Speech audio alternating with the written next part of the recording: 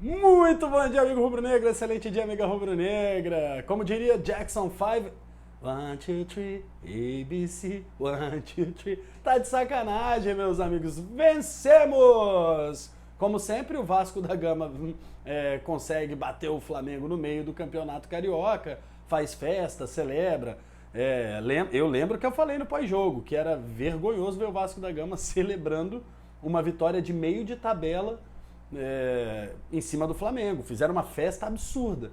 Na hora que vale, meus amigos, na hora que vale, na hora H, tchau de novo. Mais uma vez o Flamengo despacha o Vasco. E antes que vocês comecem com o discurso de quase não deu, ai, por pouco o Flamengo não perde. Foi 6-3 no placar agregado. Repito, 6-3. 3 gols de diferença separam o Flamengo do Vasco no jogo à Vera, no jogo que vale. E isso com o Flamengo fazendo o pior jogo do Flamengo, para mim, na minha visão, desde que o professor Vitor Pereira assumiu. Muito por causa dos volantes. Eu vou falar sobre esse espaçamento no time absurdo. Só que, ainda assim, o Flamengo vai lá e vence.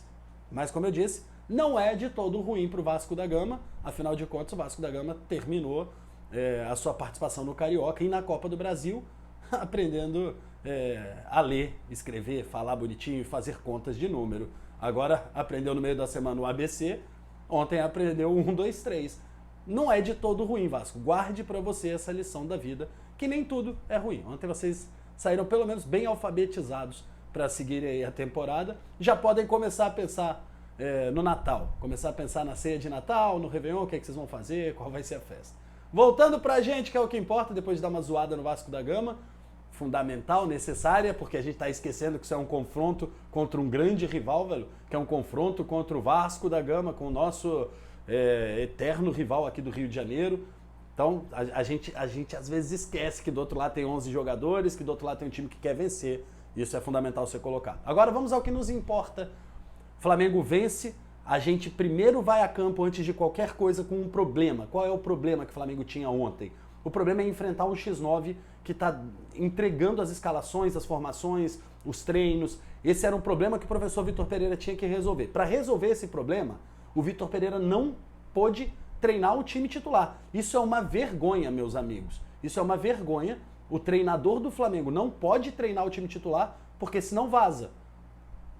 Se você parar para começar uma análise de jogo daí, você vai mudar o teu raciocínio. Imagina você, profissional, indo pro treino, falando assim, cara, eu já sei o time que eu quero, só que eu não posso botar para treinar aqui, vou ter que treinar.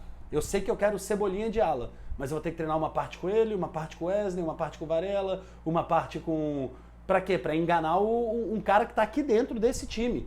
Eu vou ter que enganar, eu vou ter que treinar uma linha de 3 com o Fabrício Bruno, depois vou ter que botar o Cleiton, depois vou ter que botar o Davi, aí tiro e boto o Rodrigo Caio, aí boto um pouco do Léo Pereira, aí vou ter que botar uma hora do treino o Matheus Cunha, noutra hora o Santos. Amigo, você tem que lutar, você tem que brigar. Você tem que brigar contra o seu próprio clube. Você tem que jogar contra o seu próprio clube. É uma vergonha e isso faz toda a diferença. Porque o time do Flamengo que vai a campo, como time, como os 11 iniciais, não treinou. Se treinou muito bem e exaustivamente, e é o que o Flamengo vai fazer daqui pra frente, todo mundo em todas as posições. Você vai treinando para que todo mundo entenda as funções e o que quando você estiver naquele pedaço do campo você tem que executar. Isso é um trabalho de longo prazo. Isso para longo prazo é espetacular, falei isso no pré-jogo. Só que para curto prazo é ruim. Você entra em campo ainda batendo a cabeça, como a nossa linha de 3 tem batido muita cabeça. Porque essa linha de 3, quando você tem 3 homens lá atrás, primeiro que faltou essa pergunta pro Vitor Pereira, por que não o Léo? O Léo é o melhor zagueiro junto com o Fabrício Bruno, são os 2 melhores zagueiros, sem dúvida nenhuma. Pode discutir, falar o que quiser. Rodrigo Caio tem uma linda história, Davi Luiz campeão no mundo inteiro, campeão no Flamengo, inclusive, ano passado. Legal, Rodrigo e Davi, mas eles vão ter que brigar por vaga. Hoje, os 2 melhores zagueiros do Flamengo são Fabrício Bruno e Léo Pereira. Então, faltou essa pergunta na coletiva, Vitor, por que não o Léo Pereira?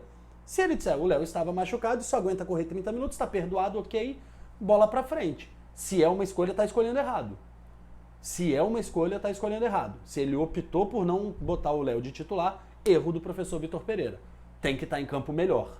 E o Léo aguenta, se não tiver machucado, repito, ele aguenta os 90 minutos. O Léo, teoricamente, é dos mais em formas do time do Flamengo. Para que essa linha de 3 funcione, você tem que ter um entendimento entre os três, você tem que saber quem cobre quem, em que bola que vai um, em que bola que vem o outro, quando tá na direita, quem é que vai fazer o balanço na esquerda, quando a bola tá na esquerda, quem vai fazer o balanço na direita. Isso é tempo. Para além disso, essa linha de 3, tá? Essa linha de 3, para ela não ficar desguarnecida, porque geralmente você tem uma linha de 4, né, no sistema mais tradicional rubro-negro, que a gente viu muito aqui na nossa vida, para você não ficar desguarnecido nessa linha de 3, os dois alas precisam se entender defensivamente. E aí você tem o Ayrton Lucas de um lado e o Cebolinha do outro. Felipe, que burrice botar o Cebolinha na direita. Eu também não gosto, o Cebolinha foi muito mal de novo, e aí não é só culpa da escolha dele, ele tava errando passe de 1 metro, literalmente 1 metro. Se você botar a régua lá, velho, no campo, botar a trena lá, você vai ver que ele tava errando passe de 1 metro, todas as vezes na hora de chegar na cara do gol.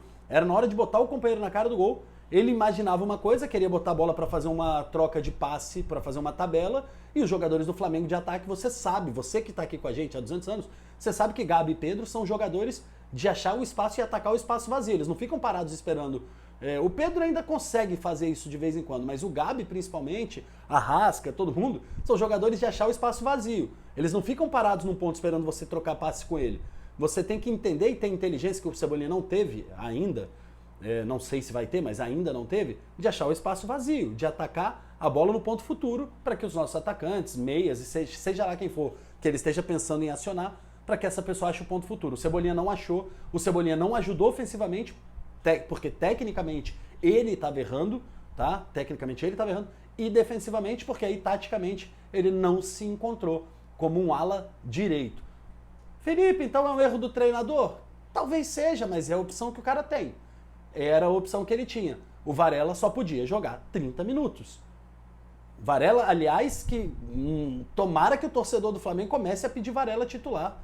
Tomara que o torcedor do Flamengo entenda que o Varela é um baita jogador, velho. O Varela, todas as vezes que jogou, vai bem.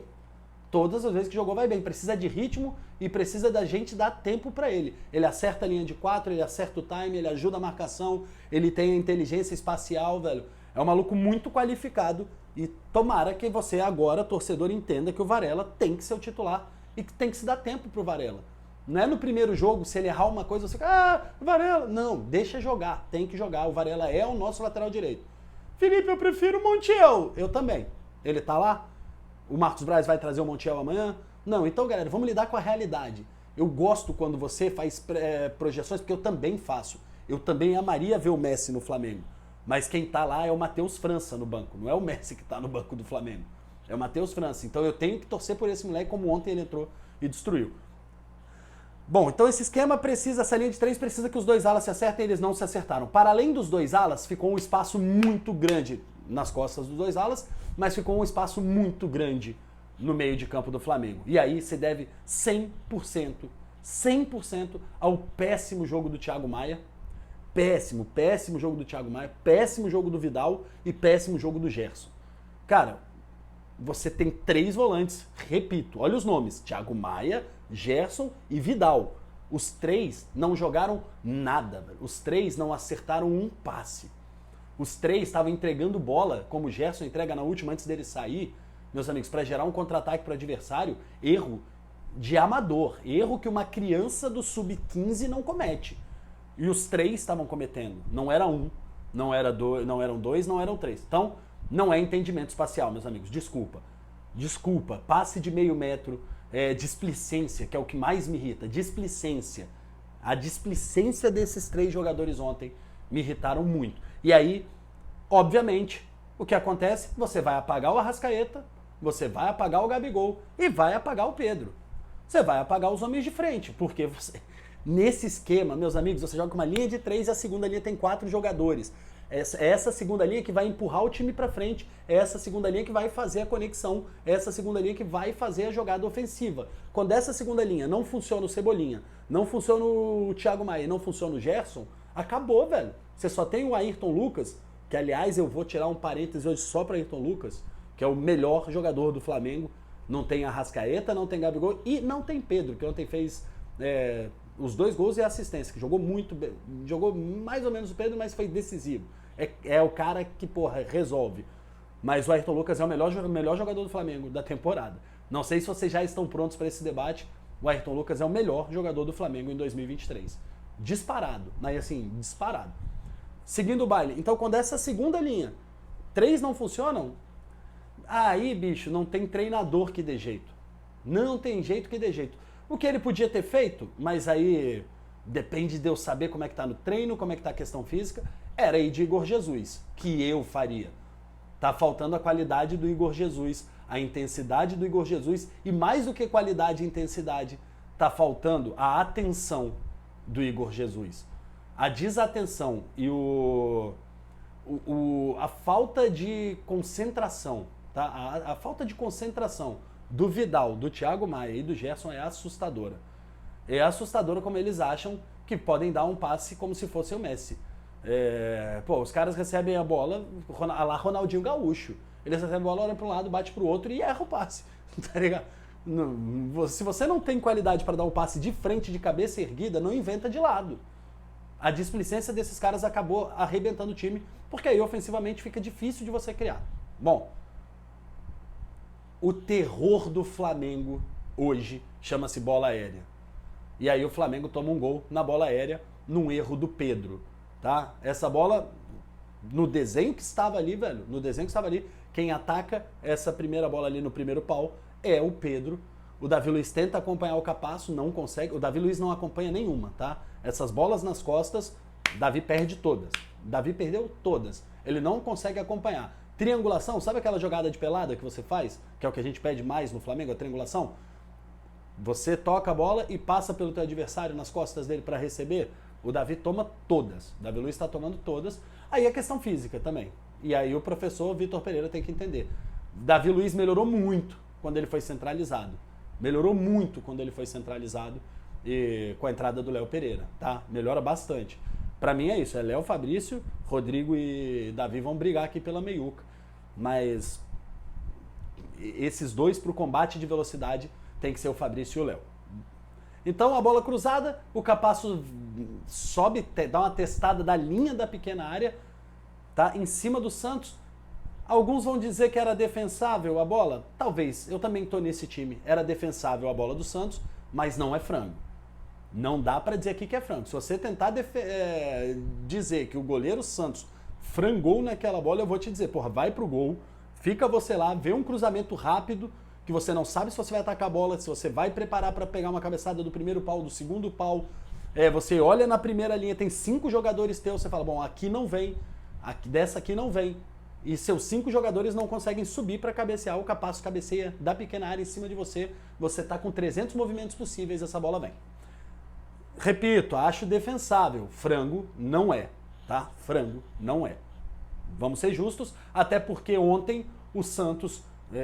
o Santos, desde que o Matheus Cunha de fato entrou numa briga para tomar a titularidade dele, o Santos melhorou absurdamente. E de novo parece que temos o goleiro Santos que a gente falou que ano passado tinha sido a melhor contratação do Flamengo. Ano passado teve uma eleição e todo mundo escolheu o Santos como a maior contratação do Flamengo da temporada. E de fato o Santos ano passado ajudou muito o Flamengo. A gente estava no momento onde Diego Alves e Hugo não sabiam o que estavam fazendo. O Santos chegou, dominou, tomou conta do lugar seguro, frio, tudo aquilo que a gente falava. E o Santos ontem fez...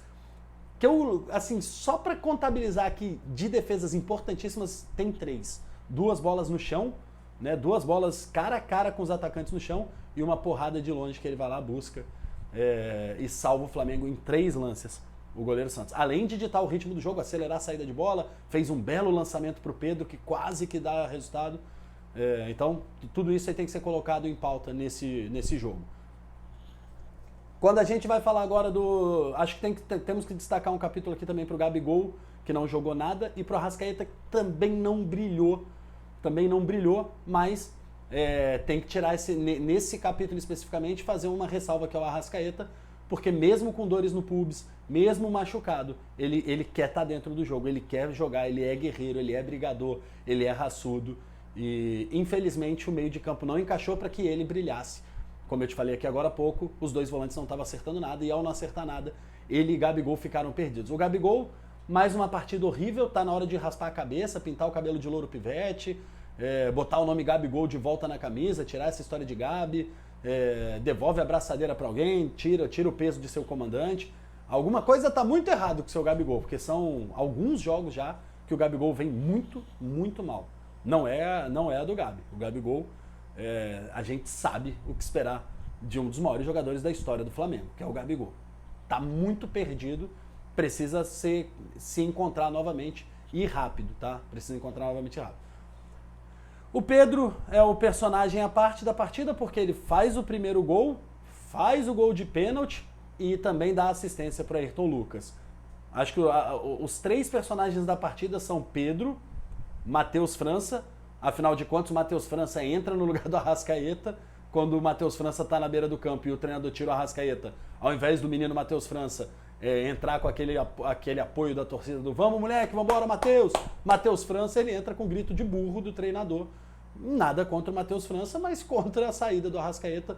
O torcedor não adianta, o torcedor não consegue ver o Arrascaeta sair, mesmo que o Arrascaeta não consiga mais andar. O Arrascaeta pode estar numa cadeira de roda, o torcedor ainda tem esse apego à imagem do grande craque que é o Arrascaeta, que ele mas fisicamente não aguentava. Ele saiu mancando e se arrastando do campo. O Arrascaeta quase não consegue sair do campo, de tão travado que ele estava.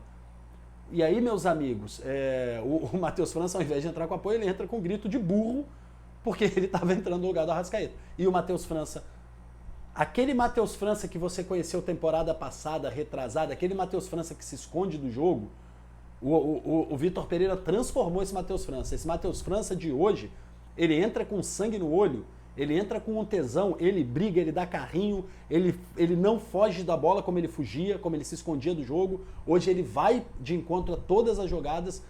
Esse Matheus França é o Matheus França que eu já cantei a bola há 4, 5 anos, que era uma joia que o Flamengo tinha na base. Eu cantava essa joia que o Flamengo tinha na base porque o Matheus França tem muita qualidade, tem muita coisa para entregar.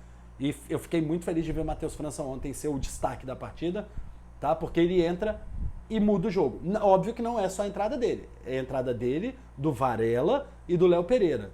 Essas três entradas acertam os erros que o Vitor Pereira tinha cometido na escalação, né? E aí a gente não sabe, essa questão só que eu tenho que entender, se o Vitor erra conscientemente ou se ele erra porque não tinha condição de jogo, como o Varela não tinha, né? Então, mas aí beleza, vem Matheus, o Léo e o Varela, corrigem o time se ajusta novamente em campo, se acerta, e aí o Flamengo volta a jogar, porque o Flamengo ficou uma boa parte do jogo só vendo o Vasco, só assistindo, e a gente estava tenso, a gente estava assistindo o jogo falando assim, cara, vai dar merda, porque o Flamengo não consegue manter a bola no chão, o Flamengo não consegue acertar um passe, a bola vai no Thiago Maia, ele não sabe o que fazer, a bola vai no Gerson, o Gerson entrega para o adversário, a bola vai no Cebolinha, ele perde um passe de... A gente estava perdido. Quando esses entram, as coisas não certo. E aí o Matheus França vai, briga pela bola, faz um 1x1 que falta. Eu tô doido para ver o Bruno Henrique de volta. O Bruno Henrique precisa voltar para as finais do Carioca. O Bruno Henrique agora tem 15 dias. Tomara que o Bruno consiga, nesses 15 dias, já voltar a brigar, pelo menos por um espaço ali. Porque falta o jogador do 1x1 nesse time do Flamengo. Mas falta muito. Ninguém faz. E aí quando você vê o Matheus França e o Matheus Gonçalves, a gente fica doido para que esses caras virem titulares, porque durante o jogo, Cebolinha pega a bola, passa para trás, passe errado pro lado, passe errado para frente. São jogadores que você esperava um 1x1. E aí quem vai fazer um 1x1 é o Matheus França e depois lá na frente o Ayrton Lucas. Recebe a bola para frente, ganha na velocidade, tira do goleiro por cima. Então, tem coisas muito boas, mas foi um jogo taticamente desastroso do Flamengo. Mas eu acho que essa questão tática ontem foi muito influenciada pela questão técnica. O desenho tático tá ali, mas se tecnicamente o Cebola não se acha para fazer a cobertura, se tecnicamente Vidal e o Thiago Maia e Gerson não se acham, se tecnicamente eles não se acham, taticamente eles derrubam o esquema do professor. Fosse o esquema que fosse, se fosse um 4-4-2, se fosse um 4-2-3-1, fosse o esquema que fosse. Se você tem 3, 4 jogadores que não acertam nada, não vai funcionar, beleza? Mas ganhamos, já disse pra você, não adianta, Felipe, Vitor Pereira fora, já tá no canal errado, velho, tá no canal errado. Se você me trouxer o Jorge Jesus, eu converso com você. Fala, Felipe, Jorge Jesus está na porta do Ninho do Urubu, vamos sentar e conversar sobre o futuro do Vitor Pereira? Vamos, o Jorge Jesus está com o contrato assinado na porta do Ninho do Urubu. Eu pensaria, e vou te dizer, só pensaria, óbvio pela história que ele tem aqui no Flamengo, mas porque você, enfim, iria fazer o que eu peço há 200 anos, que é dar tempo. Eu tenho certeza, eu caso dinheiro com você, velho. que se o Vitor Pereira trabalhar uma temporada e meia, 2 temporadas, eu não gosto do Vitor Pereira, não ligo pro Vitor Pereira. Eu ligo pro trabalho a longo prazo. O Dorival Júnior, se tivesse ficado, o Dorival era fraco taticamente. Amigo, se deixar ele 1 ano e meio, 2 anos, você vai ver um time com mais repertório, com variação. É o Dorival, é o Vitor, seja quem... Tirando o Paulo Souza, que não era um bom treinador, e quando você não é um bom treinador, não pode dar tempo. Caso contrário, irmão, qualquer pessoa que você der tempo vai funcionar. Precisa dar tempo ao tempo. E eu fico maluco de ver que vocês aceitaram, toparam passar por todo o tempo que a gente passou com o Bandeira de Melo financeiro para que a gente chegasse a ser esse Flamengo de hoje, mas vocês não estão dispostos a fazer o mesmo taticamente. Vai ter que passar por isso em algum momento. Fosse com o Dorival, fosse com o Vitor Pereira. Por isso que eu falo, trouxer o Jorge Jesus, eu sempre converso com você, porque aí eu sei que se o Jorge Jesus tivesse esse mesmo começo do Vitor Pereira, com tudo dando errado, com as coisas não funcionando, lesão pra cacete, jogadores que não conseguem correr 90 minutos, eu sei que você ia estar passando pano. E aí a gente ia ter o trabalho a longo prazo. Só por isso eu conversaria sobre Jorge Jesus. Qualquer outro técnico, não peçam pro canal do Felipe Fontoura pedir fora Vitor Pereira, porque eu não vou pedir. Aqui eu acredito no longo prazo. E longo prazo, infelizmente, tem tropeço. Tem dia que não funciona. E quando não funciona e vence, dá um alívio. Não funcionou e venceu, me dá um alívio, porque agora tem mais 15 dias. E não são 15 dias de trabalho do Renato Gaúcho, onde o time vai voltar jogando futevôlei. São 15 dias de trabalho de alguém que trabalha. Tá? São 15 dias de trabalho de alguém que sabe o que vai fazer, de que vai melhorar alguma coisa. E pode chegar daqui a 15 dias e dar errado? Pode. Aí você vai ter que dar mais 4, mais 5, mais 6 meses. Isso é trabalho a longo prazo, mano. Isso é trabalho a longo prazo. É uma conversa que eu sei que eu vou tomar porrada por estar puxando, mas alguém tem que puxar e eu vou seguir nessa proposta, porque eu assisto futebol pelo mundo, o futebol brasileiro ficou muito, muito, muito para trás, taticamente. E para virar essa chave, velho, vai precisar passar por sofrimento. Não vai virar essa chave com facilidade. A não ser que traga o Jorge Jesus. Trazendo o Jorge Jesus, passa por essa chave com facilidade, porque mesmo dando errado, vocês vão apoiar, vocês vão torcer e vão falar assim, torcemos o melhor treinador. Se der tempo ele vai funcionar. E vai funcionar. Acredita, vai funcionar. Tem que dar tempo. Pode me xingar agora nos comentários aí. Se inscreve no canal, ativa o sininho. Pode discordar de mim, não precisa me odiar porque a gente pensa diferente. Eu não te odeio porque você pensa diferente. Eu não te odeio porque você quer fora Vitor Pereira. Eu não te odeio porque você quer o Jorge Jesus. Eu te entendo, eu sou torcedor também. Só que eu tô aqui pra gente fazer um debate um pouco mais rico e tentar pensar fora da caixinha uma vez na vida. Uma vez na vida eu te proponho pensar fora da caixinha. Mas não precisa me odiar. Você pode debater aqui embaixo, falar, Felipe, você tá viajando, passou pano, o que você quiser, velho. Você tá todo certo. E eu também. Não tem certos nessa história, tem pontos de vista, ok? Não precisa me odiar, não precisa ser hater de ninguém, porque a gente não concorda com as ideias. Hasta la próxima, bebês, porque eu fui. Tchau! Uma vez Flamengo, uma vez